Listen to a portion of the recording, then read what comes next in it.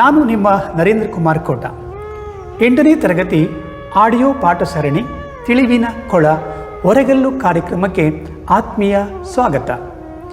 ಈ ಆಡಿಯೋ ಪಾಠವನ್ನು ಹೇಗೆ ಆಲಿಸಬೇಕು? ಮೊದಲು ಪ್ರೀತಿಯಿಂದ ಕೇಳಿ, ಆಮೇಲೆ ಪಠ್ಯ ಪುಸ್ತಕದ ಜೊತೆಯಲ್ಲಿ ಆಲಿಸಿ. ಈ ಸರಣಿಯ ಇಂದಿನ ಪಾಠ ಸಮಾಜಶಾಸ್ತ್ರದ ಮೊದಲ ಅಧ್ಯಾಯ, ಸಮಾಜಶಾಸ್ತ್ರದ ಪರಿಚಯ.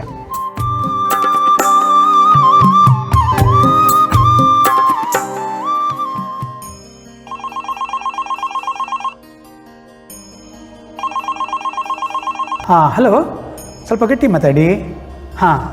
ಏನು ಮನೇಲಿ ಕರೆಂಟ್ ಇರಲಿಲ್ವಾ? ಹೌದಾ, ಪಾಠ ನೋಡೋಕ್ಕೆ ಆಗಿಲ್ವಾ? ತಲೆ ಬಿಸಿ ಮಾಡೋದು ಬೇಡಮ್ಮ. ಅದು ಯೂಟ್ಯೂಬಿಗೆ ಹೋಗಿ ಯೂಟ್ಯೂಬಲ್ಲಿ ಡಿ ಚಂದನ ಅಂತ ಹಾಕಿದರೆ ಎಲ್ಲ ಪಾಠವನ್ನು ನೋಡ್ಬೋದು, ಕೇಳ್ಬೋದು. ಓಕೆನಾ? ಒಂದು ನಿಮಿಷ, ನಾನು ಆಮೇಲೆ ಮಾಡ್ತೀನಿ. ನಮ್ಮ ಯಾರು ಬಂದರು. ಓಕೆ, ನಮಸ್ಕಾರ ಸರ್. ನಮಸ್ಕಾರ. ಬನ್ನಿ ಬನ್ನಿ ಬನ್ನಿ. ಹೇಗಿದ್ದೀರಿ? ಚೆನ್ನಾಗಿದ್ದೇನೆ. ನಂಗೊಂದು ಸಹಾಯ ಆಗಬೇಕಿತ್ತಲ್ಲ ಸರ್. ಏನಮ್ಮ ಹೇಳಿ. ಸರ್, ನನ್ನ ಮಗನಿಗೊಂದು ಪ್ರಬಂಧ ರೆಡಿ ಮಾಡಬೇಕಾಗಿತ್ತು. ಅಯ್ಯೋ ಪ್ರಬಂಧ ಬರೆದು ಕೊಟ್ಟಲ್ಲ, ಸಾಕಾಯ್ತಮ್ಮ. ಅದರಲ್ಲಿ ವಿದ್ಯಾಗಮ ಪಾಠ ಇದೆಯಲ್ಲಮ್ಮ, ಏನು ಹೇಳಿ ನೋಡೋಣ. ಪಾಯಿಂಟ್ಸ್ ಎಲ್ಲ ನಾನು ಮಾಡ್ಕೊಂಡ್ ಬಂದಿದ್ದೇನೆ ಸರ್. ಆಮೇಲೆ ಈಗ ವಿಷಯ ಓಕೆ, ನೀವು ಹಾಗಾದ್ರೆ ಸರಿ. ಹಾಗಾದ್ರೆ ನಾನೀಗ ನೀವು ಪಾಯಿಂಟ್ಸ್ ಎಲ್ಲ ಬರ್ಕೊ ಬಂದಿದ್ದೀರಿ, ನಾನು ವಿವರಣೆ ಕೊಟ್ಟರೆ ಸರಿ. ಏನೆಲ್ಲ ಪಾಯಿಂಟ್ ಇದೆ ಒಮ್ಮೆ ಬರ್ಕೊಂಡು ಓದಿಳಿ ಅಂತ. ಈಗ ಸಮಾಜಶಾಸ್ತ್ರದ ಅರ್ಥ, ವ್ಯಾಖ್ಯಾನ, ಸಮಾಜಶಾಸ್ತ್ರದ ಉಗಮ, ವ್ಯಾಪ್ತಿ ಮತ್ತು ಸ್ವರೂಪ, ಸಮಾಜಶಾಸ್ತ್ರ ಇತರ ಸಮಾಜಶಾಸ್ತ್ರಜ್ಞರ ನಡುವಿನ ಸಂಬಂಧ, ಆರಂಭಿಕ ವಿದೇಶಿ ಸಮಾಜಶಾಸ್ತ್ರಜ್ಞರು, ಭಾರತದ ಪ್ರಮುಖ ಶಾಸ್ತ್ರಜ್ಞರು. ಓಕೆ, ತುಂಬಾ ಕೆಲಸ ಹಗುರು ಮಾಡಿಬಿಟ್ರಿ ಅಮ್ಮ. ನಾನೀಗ ಈ ಪದ ಬಂದದ ಹಾಗೆ ಮಧ್ಯೆ ಸೇರಿಸ್ಬಿಟ್ರೆ ಸರಿ. ನಾನು ಏನು ಮಾಡ್ತೀನಿ ಗೊತ್ತಾ, ಕೆಲವನ್ನು ನಿಮ್ಮ ವಿವರಣೆ ಕೊಡ್ತೇನೆ, ನೆನ್ಪಿಟ್ಕೊಳ್ಳಿ. ಇನ್ನು ಕೆಲವನ್ನು ಬರ್ಕೊಳ್ಳಿ. ಪೆನ್ ಉಂಟಲ್ಲಮ್ಮ? ಓಕೆ, ಮೊದಲನೇದು ನೀವು ಹೇಳಿದ್ದು ಸಮಾಜಶಾಸ್ತ್ರದ ಉಗಮದ ಬಗ್ಗೆ ಹೇಳಿದ್ರಿ. ನೋಡಿ, ಮನುಷ್ಯ ಚಿಂತನಾ ಜೀವಿ, ಅವನು ತುಂಬ ಯೋಚನೆ ಮಾಡ್ತಾನೆ, ಹಾಗಾಗಿ ಅವನನ್ನು ಚಿಂತನಾ ಜೀವಿ ಅಂತ ಕರೀತಾರೆ. ಮತ್ತು ಆಲೋಚನಾ ಜೀವಿ ಅಂತಲೂ ಕೂಡ ಕರೆದಿದ್ದಾರೆ. ಮಾನವ ಸಂಘಜೀವಿ ಮತ್ತು ಸಮಾಜ ಜೀವಿ ಅಂತ ಕರೆದಿದ್ದಾರೆ. ಮನುಷ್ಯ ಒಬ್ಬನೇ ಬದುಕೋಕ್ಕೆ ಸಾಧ್ಯ ಇಲ್ಲ ಅಲ್ವಾ? ಮತ್ತು ಅವನು ಇತರ ಜೀವಿಗಳಿಗಿಂತ ಭಿನ್ನ. ಇದರಲ್ಲಿ ನಿಮ್ಗೆ ಗೊತ್ತು, ಅವನು ತುಂಬ ಯೋಚನೆ ಮಾಡ್ತಾನೆ, ಹಕ್ಕಿ ಹಂಗೆ ಹಾರೋ ಕಲ್ತಾನೆ, ಮೀನಂಗೆ ಈಜೋ ಕಲ್ತಾನೆ, ಎಲ್ಲ ನಿಮ್ಗೆ ಗೊತ್ತಲ್ವಾ? ಆಮೇಲೆ ಈ ಸಮಾಜದ ಜೀವಿ ಆದ್ದರಿಂದಾಗಿ ಅವನನ್ನು ಒಂದು ಸಂಘಜೀವಿ ಅಂತ ಕರೆದಿದ್ದಾರೆ. ವ್ಯಕ್ತಿ ಮತ್ತು ಸಮಾಜದ ನಡುವಿನ ಸಂಬಂಧ ಬಹಳ ಅಪೂರ್ವವಾದುದು, ಅನನ್ಯವಾದುದು. ವ್ಯಕ್ತಿ ಇಲ್ಲದೆ ಸಮಾಜವಿಲ್ಲ. ಜೊತೆಯಲ್ಲಿ ಮಾನವ ಸಮಾಜವನ್ನು ಸಾಮಾಜಿಕ ಸಂಬಂಧಗಳ ಬಲೆ, ಏನು ಹೇಳಿ, ಸಾಮಾಜಿಕ ಸಂಬಂಧಗಳ ಬಲೆ ಅಂತ ಕರೆದಿದ್ದಾರೆ. ಇದಿಷ್ಟು ನಾವು ಆರಂಭದಲ್ಲಿ ಉಗಮದ ಬಗ್ಗೆ ನೀವು ನೆನ್ಪಿಟ್ಕೊಂಡ್ರೆ ಹೇಳ್ಬೋದು. ಮುಂದೆ ವ್ಯಾಖ್ಯಾನಗಳು ಅಥವಾ ಅರ್ಥ, ಅದು ಬೇಕಾಗುತ್ತೆ. ವ್ಯಾಖ್ಯಾನ ಬೇಕು, ನೀವು ಅರ್ಥ ಕೂಡ ಅರ್ಥ ಬೇಕಾಗುತ್ತಲ್ಲ ಮೇಡಮ್? ಓಕೆ, ಸಮಾಜಶಾಸ್ತ್ರ ಅಂದರೆ ನಾವು ಇಂಗ್ಲೀಷಲ್ಲಿ ಸೋಷಿಯಾಲಜಿ ಅಂತ ಕರಿತೀವಿ. ಇದಕ್ಕೆ ಕನ್ನಡದ ಭಾಷೆ ಬಂದದ್ದು ಸಮಾಜಶಾಸ್ತ್ರ. ಇದು ಇಂಗ್ಲೀಷಿನ ಪದ. ಸೋಷಿಯಾಲಜಿ ಎಂಬ ಪದವು ಲ್ಯಾಟಿನ್ ಭಾಷೆಯ ಸೋಷಿಯಸ್, ಗ್ರೀಕ್ ಭಾಷೆಯ ಲಾಗೋಸ್ ಎಂಬ ಪದದಿಂದ ಬಂದಿದೆ. ಅಂದರೆ ಸೋಷಿಯಸ್ ಅಂದರೆ ಜೊತೆಗಾರ, ಸಹಚಾರ, ಒಡನಾಡಿಗಳು ಅಂತ ನಾವು ಅಂದ್ಕೊಳ್ಬೋದು. ಲಾಗೋಸ್ ಅಂದರೆ ಒಂದು ಶಾಸ್ತ್ರ, ಇದೊಂದು ವಿಜ್ಞಾನ, ಇದು ಒಂದು ಕ್ರಮಬದ್ಧವಾಗಿ ಅಧ್ಯಯನ ಮಾಡುವ ಶಾಸ್ತ್ರ. ಹಾಗೆ ಇದನ್ನು ಒಟ್ಟಾಗಿ ನಾವು ಹೇಳುವಂಥದ್ದು ಸಮಾಜಶಾಸ್ತ್ರ ಅಥವಾ ಸಮಾಜಶಾಸ್ತ್ರದ ಒಂದು ವೈಜ್ಞಾನಿಕ ಅಧ್ಯಯನವೇ ಶಾಸ್ತ್ರ ಅಂತ ಕರೀಬೋದು. ನೀವು ಡೆಫಿನೇಷನ್ ಕೇಳಿದರೆ ಒಂದು ಬರ್ಕೊಳ್ಬೇಕು. ವ್ಯಾಖ್ಯಾನ ಬರ್ಕೊಳ್ಳಿ. ಮೊದಲನೇದು ನಾನು 3 ವ್ಯಾಖ್ಯಾನ ಕೊಡ್ತೇನೆ, 3 ಡೆಫಿನೇಷನ್ ಕೊಡ್ತೇನೆ. ಮೊದಲನೇದು ಆಗಸ್ಟ್ ಕಾಮ್ಟೆ. ಈತ ಏನು ಹೇಳ್ತಾನೆ ಅಂತ ಹೇಳಿದ್ರೆ, ಸಮಾಜಶಾಸ್ತ್ರವು ನಿಸರ್ಗ ಸಹಜವಾದ ಹಾಗೂ ಸ್ಥಿರ ರೂಪದ ನಿಯಮಗಳಿಗೆ ಒಳಪಟ್ಟ ವಿಜ್ಞಾನ.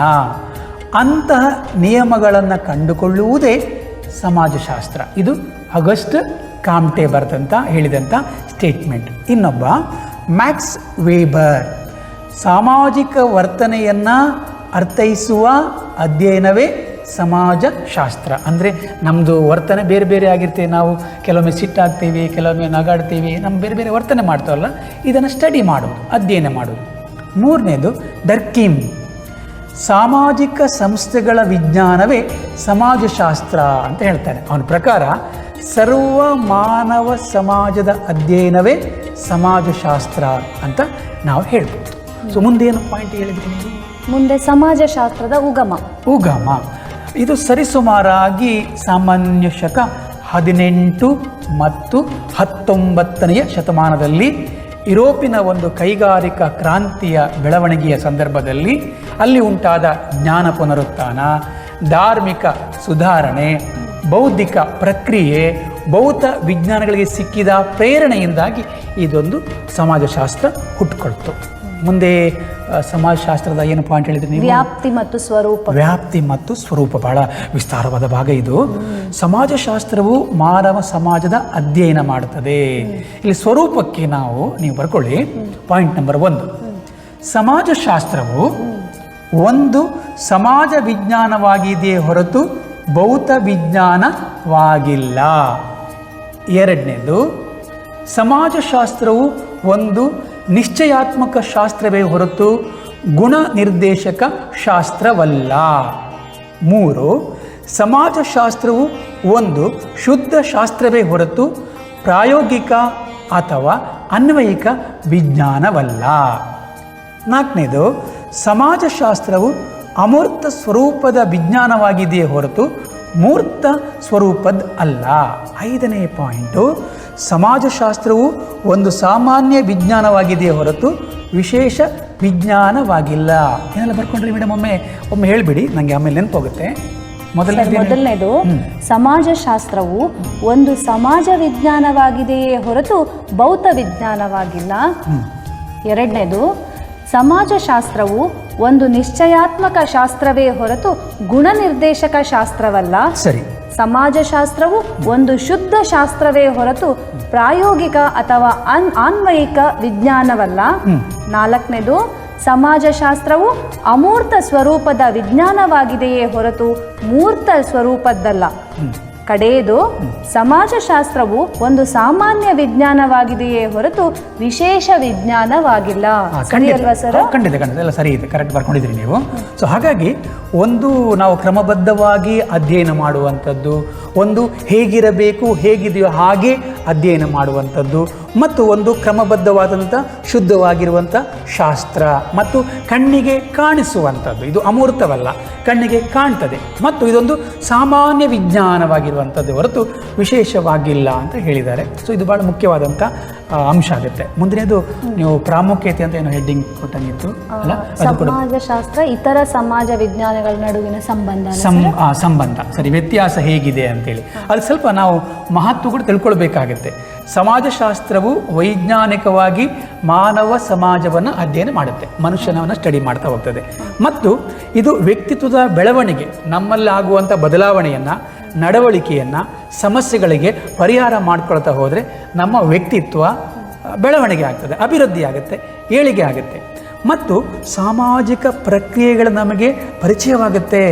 ಇಲ್ಲಿರುವ ಧರ್ಮ ಆಗಿರ್ಬೋದು, ಸಂಪ್ರದಾಯ ಆಗಿರ್ಬೋದು, ಸಂಸ್ಕೃತಿ ಆಗಿರ್ಬೋದು, ಅವೆಲ್ಲದರ ನಮಗೆ ಪರಿಚಯ ಆಗುತ್ತೆ. ಮತ್ತು ನಮಗೆ ಸಮಸ್ಯೆ ಬರ್ತದೆ ನೋಡಿ, ಸಮಾಜದಲ್ಲಿ ಹಸಿವಿನ ಸಮಸ್ಯೆ ಇದೆ, ಮದ್ಯಪಾನ, ನಿರುದ್ಯೋಗ, ಬಡತನ, ಭಯೋತ್ಪಾದನೆ, ಜೂಜಾಟ, ಹೀಗೆ ತುಂಬ ಸಮಸ್ಯೆ ಇದೆ. ಈ ಎಲ್ಲ ಸಮಸ್ಯೆಗೆ ಅರ್ಥ ಮಾಡ್ಕೊಳ್ಳಿಕ್ಕೆ ಕೂಡ ಸಹಾಯ ಮಾಡುತ್ತೆ, ಅದನ್ನು ಕೂಡ ನೀವು ಸೇರಿಸ್ಕೊಳ್ಬೇಕಾಗುತ್ತೆ. ಆಮೇಲೆ ಅಭಿವೃದ್ಧಿಯ ಯೋಜನೆಯನ್ನು ಪರಿಣಾಮಕಾರಿಯಾಗಿ ರೂಪಿಸಲು ಈ ಸಮಾಜಶಾಸ್ತ್ರ ತುಂಬ ಸಹಕಾರಿಯಾಗಿದೆ. ನಾವು ಹೇಗೆ ಅಭಿವೃದ್ಧಿ ಯೋಜನೆ, ಎಕನಾಮಿಕ್ ಪ್ಲಾನಿಂಗ್ ಅಂತ ನಾವು ಕರಿತೀವಲ್ಲ, ಅದನ್ನು ಮಾಡಬೇಕು ಎಂಬುದನ್ನು ಕೂಡ ತಿಳಿಸ್ಕೊಡ್ತದೆ. ಈಗ ನೀವು ಕೇಳಿದ್ದು ಸಂಬಂಧ ಮತ್ತು ವ್ಯತ್ಯಾಸ, ಇದನ್ನು ಕೂಡ ಆ ಪ್ರಬಂಧದಲ್ಲಿ ಇರಬೇಕು ಮುಖ್ಯವಾಗಿ. ಇದರೊಂದಿಗೆ ರಾಜ್ಯಶಾಸ್ತ್ರದ ಸಂಬಂಧ ಕೂಡ ಇದೆ, ಇತಿಹಾಸದ ನಡುವಿನ ಸಂಬಂಧ ಕೂಡ ಇದೆ, ಇನ್ನು ನಮ್ಮ ಮಾನವ ನಡವಳಿಕೆಯ ಮಾನವಶಾಸ್ತ್ರ ಸಂಬಂಧವಿದೆ, ಮತ್ತು ಮನುಷ್ಯನ ವರ್ತನೆಯ ಒಂದು ಸಂಬಂಧವೂ ಕೂಡ ಇದರೊಟ್ಟಿಗಿದೆ. ಜೊತೆಯಲ್ಲಿ ಅರ್ಥಶಾಸ್ತ್ರದ ಒಂದು ಕೂಡ ಸಂಬಂಧ ಕೂಡ ಇದಕ್ಕಿದೆ. ಅಂದರೆ ಎಲ್ಲ ಸಮಾಜದೊಂದಿಗೆ ಶಾಸ್ತ್ರದೊಂದಿಗೆ ಕೂಡ ಒಂದು ಅವಿನಾಭಾವ ಸಂಬಂಧವನ್ನು ಈ ಸಮಾಜಶಾಸ್ತ್ರ ಹೊಂದಿದೆ. ಯಾಕೆಂದರೆ ಇದು ಮನುಷ್ಯನ ಸಮಾಜ ನಡವಳಿಕೆ ಆದ್ದರಿಂದಾಗಿ ಈ ಎಲ್ಲ ಸಮಾಜದ ನಡವಳಿಕೆ ನೀವು ಜೊತೆಗೆ ಸೇರಿಸ್ಕೊಳ್ಬೇಕಾಗುತ್ತೆ, ಅದನ್ನು ಕೂಡ ನೀವು ಬರಿಬೇಕು. ಆಮೇಲೆ ನೆಕ್ಸ್ಟ್ ಮುಖ್ಯಾಂಶ ನಿಮ್ಗೆ ಏನು ಬೇಕು ಹೇಳಿ ನೋಡಿ. ನನಗೆ ಆರಂಭಿಕ ವಿದೇಶಿ ಸಮಾಜಶಾಸ್ತ್ರಜ್ಞರು ಎಲ್ಲ ಬೇಡ, ಇವತ್ತು ನಮಗೆ ಸ್ವಲ್ಪ ನಾವು ಮಾತು ತೆಗೆದುಕೊಳ್ಳೋಣ. ಕೆಲವು ಹೆಸರು ಮಾತ್ರ, ನಿಮ್ಮ ಪ್ರಬಂಧಕ್ಕೆ ಎಷ್ಟು ಬೇಕು ಅಷ್ಟು ನಾನು ಹೇಳ್ತೀನಿ, ಪ್ರಮುಖರನ್ನ ಮಾತ್ರ. ಖಂಡಿತ. ಮೊದಲನೇದು ಅಗಸ್ಟ್ ಕಾಮ್ಟೆ ಅಂತೇಳಿ. 1798ರಿಂದ 1857 ನಡುವೆ ಈತ ಇದ್ದ. ಇವರು ಬರೆದ ಪುಸ್ತಕ ಒಂದು ಭಾಳ ಮುಖ್ಯವಾಗುತ್ತೆ, ಪಾಸಿಟಿವ್ ಫಿಲಾಸಫಿ ಎಂಬ ದೊಡ್ಡ ಒಂದು ಒಳ್ಳೆಯ ಪುಸ್ತಕ. ಈತನನ್ನು ಸಮಾಜಶಾಸ್ತ್ರದ ಪಿತಾಮಹ ಅಂತ ಕರೆದಿದ್ದಾರೆ. ಈ ಎರಡನೇವನ ಬಗ್ಗೆ ನನಗೆ ಮಾಹಿತಿ ಕೊಡಬೇಕಂದ್ರೆ ಇನ್ನೊಬ್ಬ ಕಾರ್ಲ್ ಮಾರ್ಕ್ಸ್ ಅಂತ ಒಬ್ಬ ಇದ್ದ, ಒಬ್ಬ ದೊಡ್ಡ ರಾಜಕೀಯ ಕ್ರಾಂತಿಕಾರಿ, ಚತುರ ಸಂಘಟಕ, ತೀಕ್ಷ್ಣ ಬರಹಗಾರ.